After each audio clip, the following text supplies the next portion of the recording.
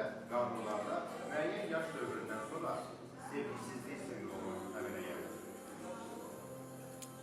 Bunu mən qadınlarda deməzdim. Gəlin bunu cinsə bölməyik. Gəlin insanlarda sual verək, olarmı?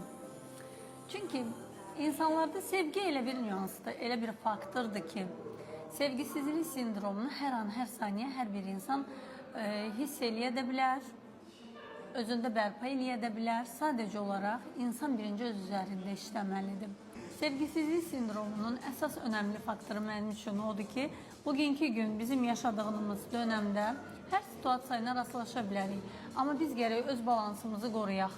Hər bir insan qarşılığında sevgi gözləməli deyil. Nə istədiyini bilməli və nə etmək istədiyini də eləməlidir.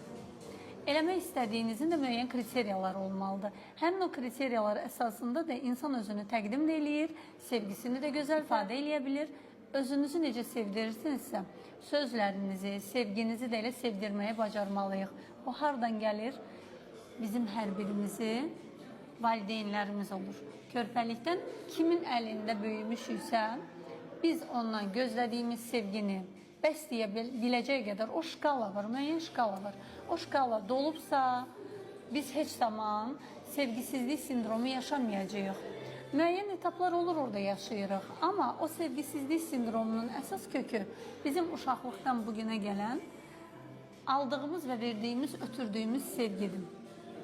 Bunun üçün də gərək biz kainatı sevək, bizi yaradanları sevək, bizim əhatəmizdəki insanlara sevgi ilə yanaşaq ki, bumerang olaraq da ötürdüyümüz sevgi irsi bizim özümüzə qayıtsın.